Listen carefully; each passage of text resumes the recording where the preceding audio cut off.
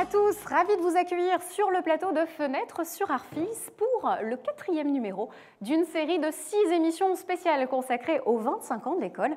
Alors au programme aujourd'hui, un gros plan sur les filières images, son et post-production. Pour ce faire, on va redécouvrir des films d'archives étudiants et bien sûr recevoir des invités. Ce seront des anciens élèves de l'Arfis ou des élèves en formation. Ils vont venir témoigner de leur expérience. On accueillera donc dans un instant Hubert Clément en promo 22 en son, Geoffrey Rodriguez et Frédéric Figon-Gagé, respectivement première et 3e année en post-production. Mais tout de suite, place à un duo de filles. Merci d'accueillir très chaleureusement Sarah Savoca et Déborah Cheval pour notre première séquence Fenêtres sur image.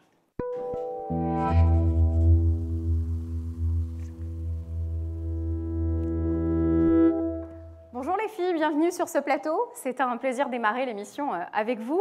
Alors on va un petit peu parler de vos cursus. Vous êtes toutes jeunes, on va dire, dans le métier. Tout d'abord, Déborah, vous êtes issue de la promo 22. Après l'Arfis, vous travaillez dans une télé locale des Hautes-Alpes. Est-ce qu'on peut revenir un petit peu sur ce passage post-Arfis à la sortie de l'école? Quel métier vous faites aujourd'hui? Dans cette télé, du coup, j'étais au cadre principalement. J'ai fait un peu de montage aussi. C'était des sujets news, donc pour des infos locales des Hautes-Alpes. Est-ce que ce métier que vous faites aujourd'hui, c'était une vocation? Je voulais travailler en télé. Après, les news, non, c'était pas spécialement une vocation, mais c'est quelque chose que j'ai découvert en stage là-bas et que j'ai beaucoup aimé aussi. Donc, ça m'a permis de travailler un peu sur le montage aussi, ce que j'avais pas eu l'occasion de faire depuis la première année de l'Arfis. Que dire à ceux qui nous regardent? Est-ce qu'il est facile d'insérer ces métiers quand on sort de l'Arfis? Est-ce que c'est une belle carte à jouer, une belle signature? L'Arfis, en Rhône-Alpes, en tout cas, est plutôt connu et reconnu. Donc oui, après, c'est toujours pareil. Il faut être à l'heure, il faut travailler et puis y mettre de la bonne volonté. C'est à vous d'être bon, effectivement. Alors, quel souvenir est-ce que vous gardez de votre passage à l'Arfis, de cette période de formation? C'est un plutôt bon souvenir. En plus, nous, on a eu beaucoup de changements aussi pendant la formation, donc on a pu voir différentes choses. Différents intervenants aussi, donc ça apporte pas mal de choses aussi, c'est 2 points de vue différents, par exemple en images, et du coup c'est plutôt intéressant, et puis on avait une bonne promo aussi, donc c'était sympa. Voilà, on va pouvoir l'évoquer ensemble. Avant ça, comme je le disais en ouverture, on va replonger dans les archives de l'école grâce à des films. Justement, les étudiants de 2e année qui sont derrière cette émission ont sélectionné pour nous un extrait du film La Fabrique des monstres qui a été réalisé par la promo 22. Magnéto.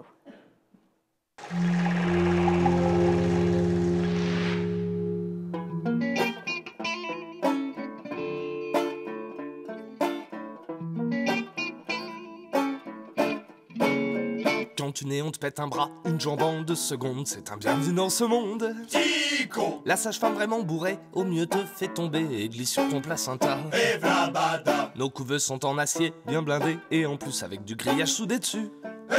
Ouais. Et dans le berceau on te met des lames de rasoir, des bouts de verre et on referme les meurtrières. Allez, bonne nuit. Chez nous on fabrique du monstre à l'ancienne, du tordu tout mal foutu. Chez nous on fabrique du monstre à l'ancienne, des vilains comme on n'en fait plus. Après débute rapidement la formation, claque dans la gueule, coup de pied dans le fion. Ouais. Qui enchaîne avec un bon cours de PS. Dans la forêt, les loups aux fesses. Allez, jogging. À la cantine, on sert des plats au cyanure, au vitriol et au bromure. Ouais. Et si dans l'année on a un survivant, et ben hop, c'est lui d'office le gagnant. Et puis c'est tout. Chez nous, on fabrique du monstre à l'ancienne, du tordu tout mal foutu. Chez nous, on fabrique du monstre à l'ancienne, des vilains comme on n'en fait plus. Chez nous, on fabrique du monstre à l'ancienne, du tordu tout mal foutu. Chez nous on fabrique du monstre à l'ancienne, des vilains comme on n'en fait plus.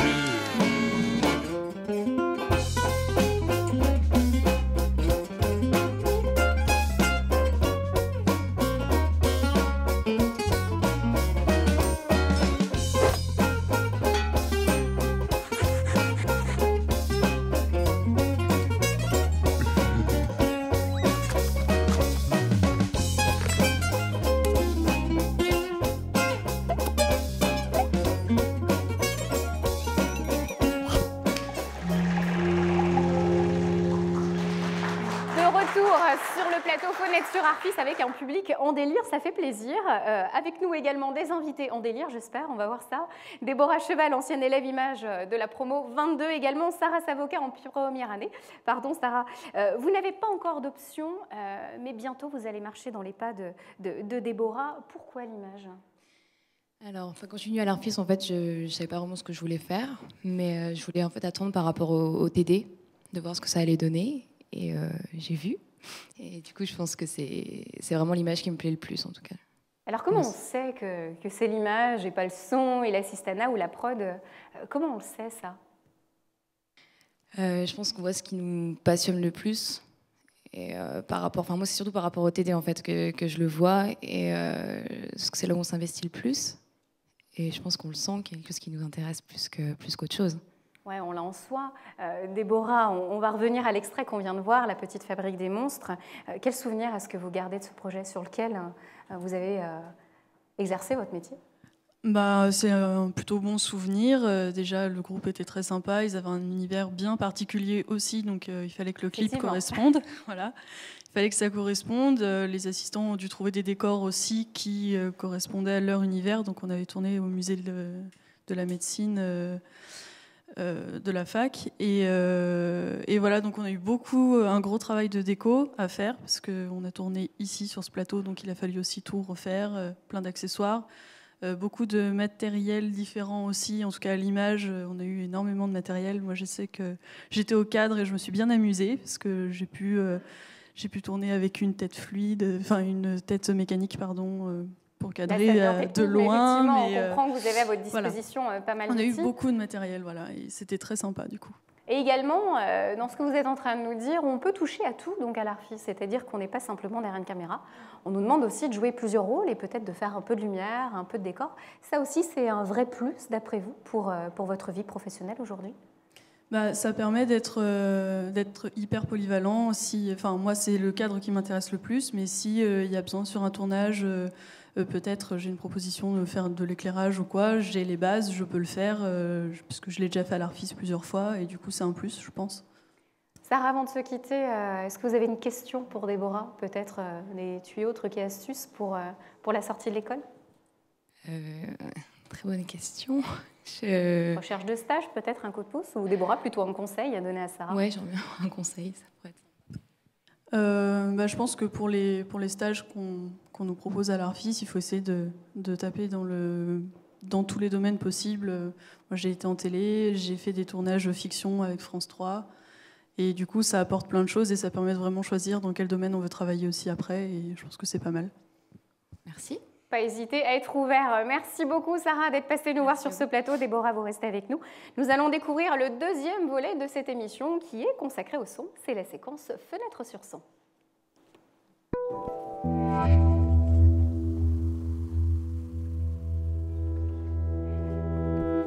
Alors l'invité qui va nous rejoindre a également fait partie de la promo de Déborah, il va nous en parler, mais lui a choisi la filière son. Merci d'offrir un accueil très chaleureux à Hubert Clément.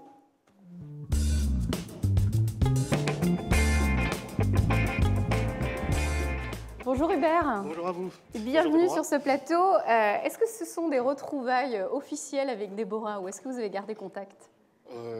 Comme tout ancien élève de l'Arfis, on essaie de garder son réseau. Et vu qu'on était déjà amis avec Déborah, on continue à garder contact. Alors on va découvrir un peu votre parcours qui s'est fait dans le domaine du son. Que s'est-il passé depuis la sortie de l'Arfis ? Du travail, j'ai eu de la chance. Dès que je suis sorti de l'Arfis, j'ai enchaîné sur mon premier long métrage en tant qu'ingénieur du son. Ensuite, j'ai enchaîné les documentaires et les courts-métrages. Et là, je vais bientôt enchaîner mon deuxième long-métrage et bientôt une série pour Canal+.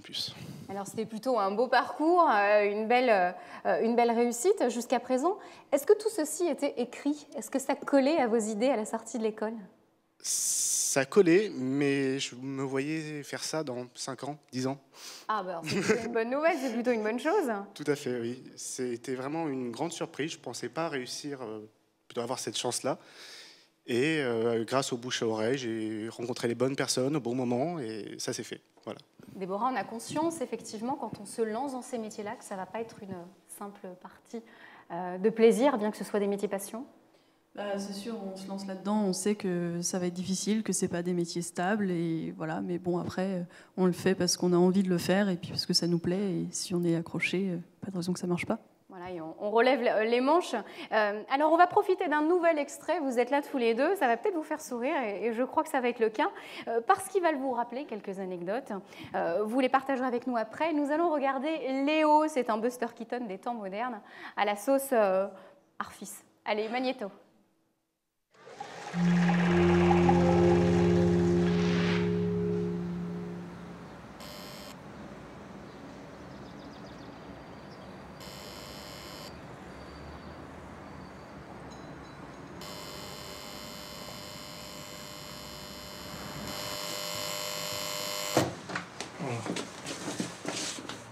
Cadré. Félicitations Léo! Grâce à l'appel d'une proche, vous avez été sélectionné pour participer à Job Express. Notre défi? Vous trouvez un job en 48 heures et peut-être décrocher un CDI. Dans un contexte économique morose, face à l'augmentation du chômage et au licenciement massif, vous vous sentez parfois de trop. Relevez la tête. Job Express est là pour vous aider. Devenir commence aujourd'hui.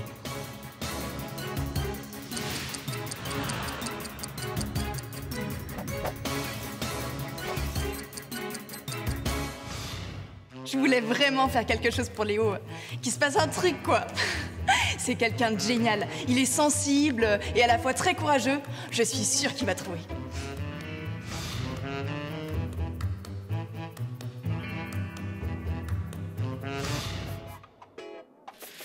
Pour cette première étape dans la course à l'emploi, Léo a rendez-vous avec Leslie, notre relookeuse et conseillère en images.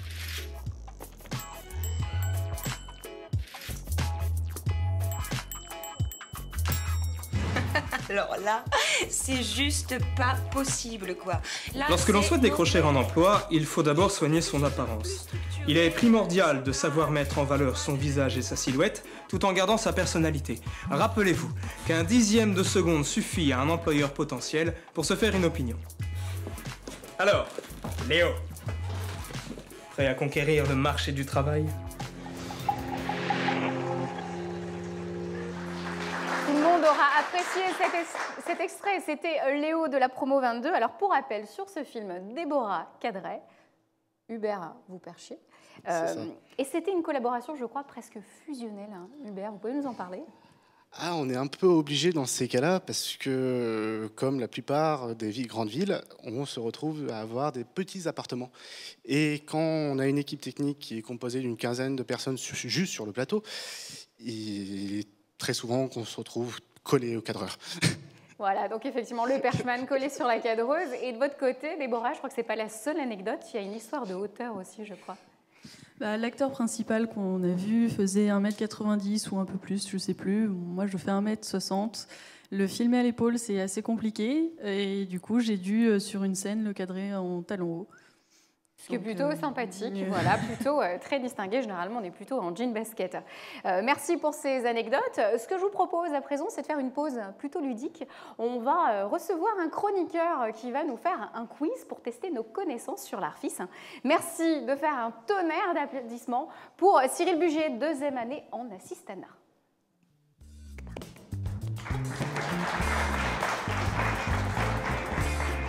Bonjour Cyril, bienvenue sur ce plateau. Merci à toi. Merci beaucoup. Bienvenue donc à Hubert et Déborah. Merci. J'ai donc concocté pour vous un petit quiz sur l'histoire de l'Arfis pour les 25 ans de l'école. Je vais donc commencer avec la question qui arrive, à savoir combien d'élèves la toute première promotion de l'école comptait-elle? Est-ce que vous savez? Promotion, c'est-à-dire images, son, tout compris? Toutes les filières comprises. Honneur aux dames. Moi, je sais pas, une quinzaine, une dizaine, quinzaine. Et vous, Hubert? Une petite vingtaine. Une petite vingtaine. Eh bien, en fait, il y avait avant 11 élèves. À savoir qu'aujourd'hui, nos promotions comptent 50 ou 60 élèves. On peut voir donc l'évolution. Seconde question, est-ce que vous savez depuis combien de temps Pierre Febvre est-il enseignant à l'Arfis? Pierre Febvre, qui fait l'histoire de l'art. Exactement, donc professeur d'histoire de l'art. C'est pas lui qui a fondé l'Arfis? Il est là depuis toujours. Depuis le début, si je me souviens bien. Depuis le début, effectivement, il a connu des grands noms, donc comme Florence Foresti qui est passée dans cette école. Et donc j'imagine que votre promo avait des petits surnoms pour lui, il me semble, non? Oui, mais bon, ça... Allez-y, on est là pour ça, on est là pour ça, allez-y. Le grand surnom qu'on avait trouvé à Pierre Fèvre, c'était son surnom, c'était Peter Fever. Voilà, Peter Fever, donc la version américaine de oui. Pierre Fèvre. Merci beaucoup. Ce qui lui va très bien. Voilà, la troisième question. Donc, avant de se situer au pôle Pixel à Villeurbanne, où se trouvait l'Arfis? Alors, ils ont déménagé plusieurs fois. Tout à fait. Ils ont été à Boulevard-Eifarge au début. Leur deuxième emplacement était Boulevard-Eifarge et le premier, je m'en souviens plus. C'était à côté d'Hôtel de Ville, sur les quais. Eh bien, en vérité, il y a eu 5 déménagements. Le tout premier se situait dans la rue Neuve. Ensuite, il y a eu le quai Perrache.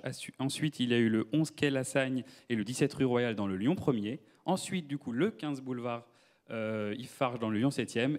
Et après, pôle Pixel, où nous sommes ici. Vous êtes plutôt bien installé, je pense que ça ne va pas beaucoup bouger. Tout à fait.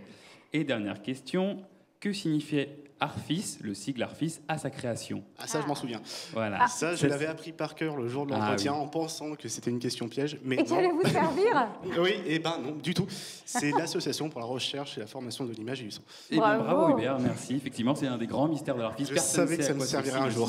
Hubert, il faut lui demander, ça sera le référent. Merci beaucoup Cyril d'être venu sur ce plateau et merci à nos invités d'avoir joué le jeu. Mais de rien. Merci. Très très bonne continuation à vous deux. Quant à nous, l'émission continue. Nous allons découvrir le troisième volet consacré à la filière post-production. C'est la séquence post-production.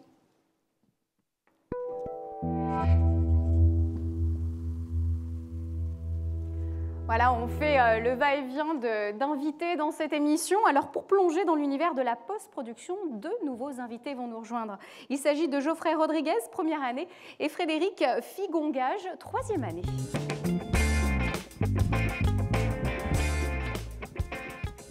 Bonjour. Bonjour les garçons, bienvenue sur ce plateau. J'ai ouvert avec des filles, je clôture l'émission avec des garçons. On va parler de la post-production. Déjà, peut-être nous dire qu'est-ce que la post-production? Frédéric? La post-production, c'est tout ce qui est montage, étalonnage, effets spéciaux. En fait, c'est un peu la finition du film, si vous voulez. Il y a des gens qui tournent et nous, on monte derrière afin que le film soit fini. À la fin, vous mettez en valeur tout ça. C'est ça. Alors, vous êtes élève de l'Arfis en 3e année, filière post-prod. Oui. On le rappelle, pourquoi ce choix? J'aime bien tout ce qui est montage, être derrière un ordinateur, pouvoir créer, parce qu'avant tout, c'est de la création. On a quand même une marge de manœuvre à la fin du film quand même pour rajouter quelque chose de plus? Oui, c'est ça. Il y a toujours des petits raccords à mettre, toujours mettre des petits inserts. C'est raconter une histoire, tout simplement. Voilà. De votre côté, Geoffrey, vous êtes en première année, donc ça, théoriquement, on n'a pas encore d'option, mais vous allez bientôt marcher sur les pas de Frédéric. Pourquoi ce choix de votre côté? Je pense que ça résume, qu'il a plutôt bien résumé la chose. C'est au final quelque chose qui nous passionne. Donc il n'y a pas forcément des mots à mettre dessus, mais c'est vrai que justement le fait de construire quelque chose, de créer quelque chose, c'est super intéressant. Voilà, et d'apporter votre touche finale. Sur le gâteau. Au niveau de cette formation, est-ce que vous savez déjà ce qui vous attend à la sortie? Quel débouché possible pour vous? Moi, pour ma part, oui. C'est-à-dire C'est-à-dire qu'après, j'ai une situation assez particulière avec mon statut de sportif de haut niveau. Ça m'a permis d'avoir plusieurs contacts et d'être déjà rentré dans la vie active. Le hockey, je crois, c'est ça? Oui, c'est ça. Vous pouvez le dire? Oui. Oui, dans le hockey sur glace à Lyon. Et du coup, ça m'a ouvert pas mal de portes. De pouvoir travailler déjà avec des entreprises pour leur créer des spots publicitaires ou des reportages sur leur entreprise. Quoi. En tout cas, c'est une bonne chose pour ceux qui nous regardent. Et oui, on peut avoir une vie en dehors de ces métiers, bien que ça soit assez compliqué. C'est très sympathique. Alors, on va s'intéresser à des projets étudiants. C'est un peu le principe aussi de cette émission. Ça vous concerne, Frédéric. Je vous propose de voir un extrait du clip « You Got That Feeling », Magnéto.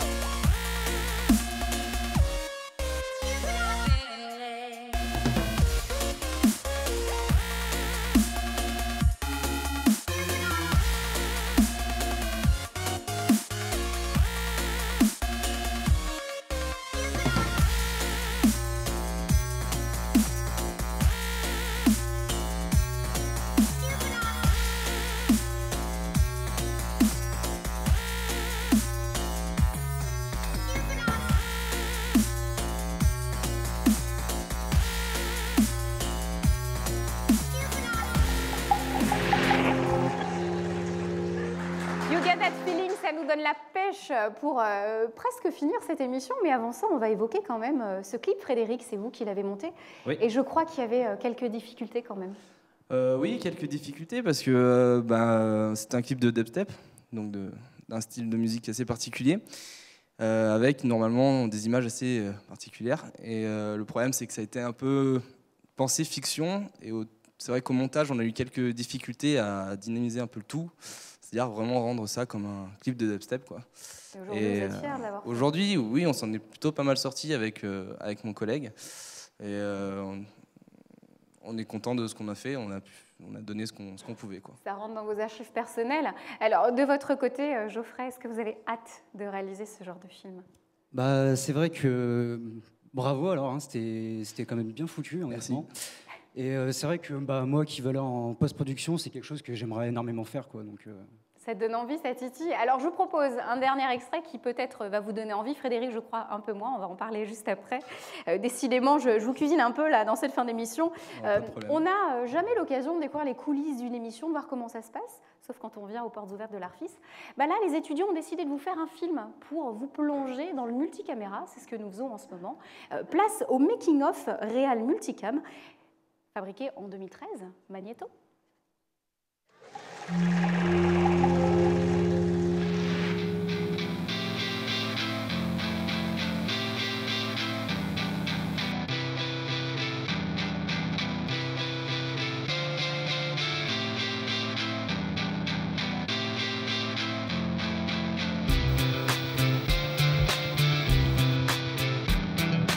Je suis assistante réalisatrice aux côtés de Cécile, qui est le réalisateur. Donc lui, il est en montage et donc toute la partie qu'on est en train de faire, c'est la continuité. Là, on a plus ou moins fini la continuité, on est en train de la relire pour ensuite faire le conducteur, qui est une sorte de tableau en fait qui explique chaque étape dans le direct. Donc moi, je suis réalisateur du direct 2. Mon travail, en plus de travailler en amont sur le direct et choisir un peu qu'est-ce qui va se passer, ce sera de contrôler un peu choisir ce qu'on va diffuser à l'écran. Donc je vais en même temps diriger les cadreurs qui vont me proposer plusieurs plans, et moi dans mon côté, dans la régie, je vais pouvoir sélectionner les plans que j'ai envie de montrer pour le direct.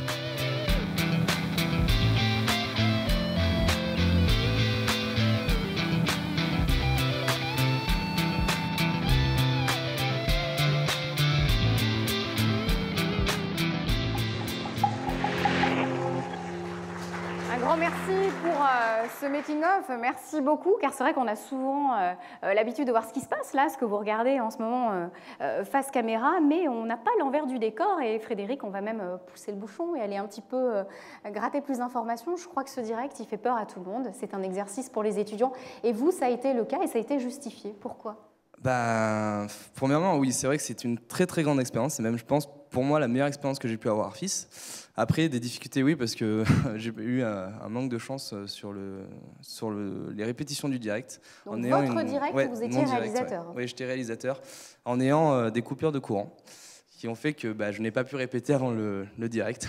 Écrire l'histoire au panthéon des réalisateurs. Voilà, c'est ça. Bon, après, le direct en lui-même, c'est plutôt bien passé. Je suis assez content de comment s'est déroulée la chose. Mais c'est très, très stressant. Et une fois que c'est terminé, on est beaucoup soulagé. De votre côté, Geoffrey, est-ce que vous y pensez déjà à ce futur direct, à ce monde de la télé ? Pour l'instant, je préfère pas y penser. Vaut mieux. Hein. Mais non, j'ai quand même hâte qu'on en arrive là pour voir justement comment ça va s'agencer avec l'équipe technique ou les galères qu'on va affronter. Donc, Je vous ai tous les deux. Je vous propose de faire un petit message final en direction des élèves, peut-être futurs promos et les anciens, ou tout simplement l'école, parce qu'elle fête cette année ses 25 ans. Quoi dire ? Quoi dire Une dédicace, allez, fin d'émission. Une petite dédicace, venez tous, on s'amuse bien, on rigole bien, il y a une bonne ambiance.